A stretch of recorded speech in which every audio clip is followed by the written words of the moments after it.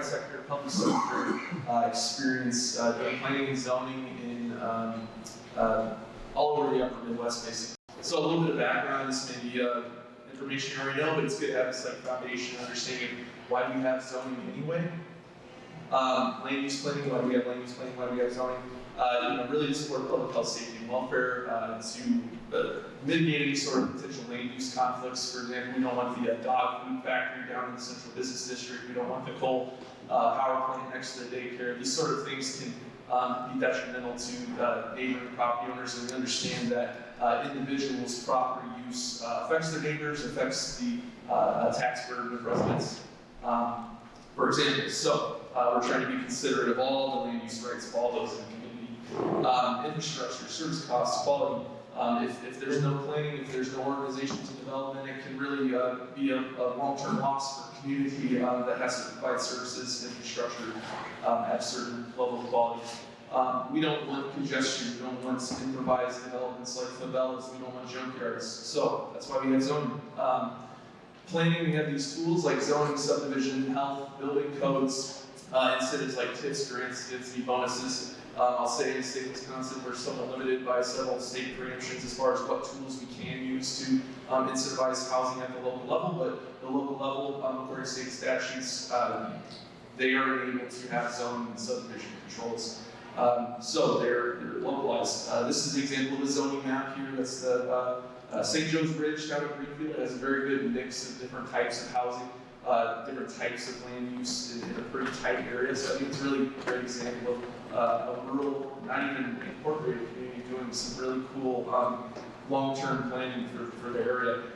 Our plans, we have transportation plans, comprehensive plans, strategic plans, economic development plans, all sorts of things. So there's a lot of crossover between different disciplines like economic development, community development, and planning. So background, these are the local police powers I kind of just touched on. The dimension, use standards, where those uses can occur in proximity to other uses. Zoning started to kind of take off around the country in the 1920s to the 50s. And a lot of these ordinances that we kind of have gripes with today, and we've seen the long-term impacts of, they're might be the same ordinances that have been there since the 1950s or earlier. La Crosse County, we're doing an update right now. Our zoning ordinance was last updated in 2012, but a lot of it is language that predates the 90s.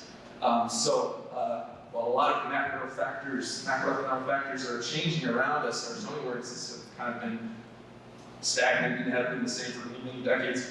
Wisconsin actually very early on got on board with zoning and passed enabling language as early as 1913. There's Supreme Court cases validating zoning, but the message is here that zoning is very dated and could use an update. Really needs to be balanced though. I talked about the benefits and why we need some zoning, but if it's not serving our community members, it's not allowing the market to thrive and maybe contributing a little bit to an economic failure with the supply of housing.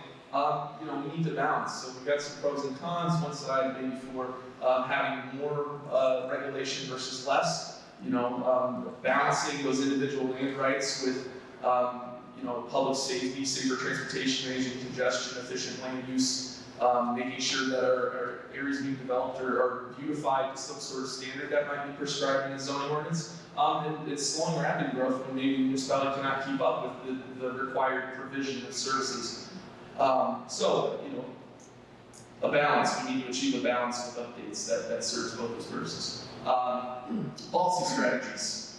Zoning, again, being kind of where we'll focus a lot of our attention here. Factors affecting housing supply. So again, housing costs are rising. What's changed? Well, zoning's kind of stayed the same in a lot of places. Maybe over long term, there's been a compounding effect of the limitations of that zoning imposing limitations on the market.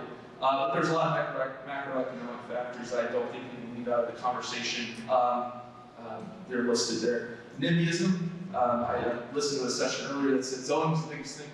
I think even if you allow all that you want under the ordinance, there's still going to be a neighbor that comes out to the rezoning hearing, and if they have the right last name and then he knows somebody on the board, they'll complain, and that rezoning will be denied. So I think NIMBYism and the prejudices of the general public that maybe aren't really informed on land use issues, or maybe the general standing of the general population, what's actually affordable, is a much bigger issue.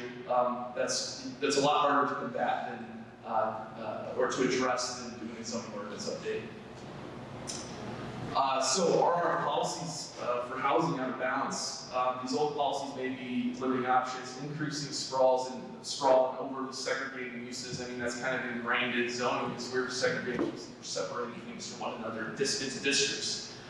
Missing middle, there's a lack of options for young family, aging people, middle class workforce housing. That was kind of touched on in the previous presentation. Policy updates might alleviate some supply barriers, but again, I think we have to look at the bigger picture. There's some huge economic forces, macroeconomic factors, and other things to address as well. And again, the NIMBYism is an issue, and these policy changes are decided by the politicians and the residents. There needs to be consensus building to get folks on the same page at the local level. So how do we achieve this balance? Smart growth is something to look at. Look at smart growth principles sometime online. I don't want to read them all out for you, but basically we need to have options, we need to have efficiency, we need to grow in a way that doesn't increase sprawl, thus doesn't increase the cost burden of existing taxpayers by overextending infrastructure. So really, it's not just zoning though, it's subdivision, it's building codes, it's all of these things work in concert with one another, so that all needs to be looked at. And in some ways, subdivision ordinances are far more impactful to what housing is supplied than zoning is in some cases. Again, everybody needs a home, but we need to make sure there's options for everybody. Single family is not desirable or feasible for all folks, but everybody needs somewhere to live. And I've read different numbers, but 75% of residential land zoned for only single family residential in the United States. So 75% of land for residential is exclusively for single family. Subsidies and other approaches might be a way to increase availability. But more densities, more supply and options, and more tax base per acre. So if we're really trying to also maximize value, it's not just kind of a belief and a certain philosophy about what kind of housing is ethical or right. We're really trying to maximize value, maximizing the value of the improvements on the smallest amount of space possible really is more effective in increasing value.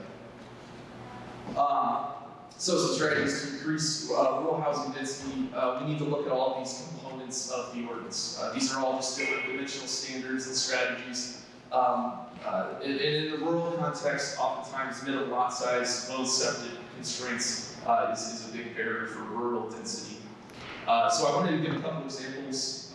Many places in the United States, some of these photos I'm going to show on the subsequent slides are just not allowable, they're illegal, and you might need to put together a team to do an updated ordinance that would reduce some of these dimensional standards like setbacks, heights, or increase maximum heights, require sidewalks, authorize multifamily, don't require some conditional use public hearing for certain types of housing and densities.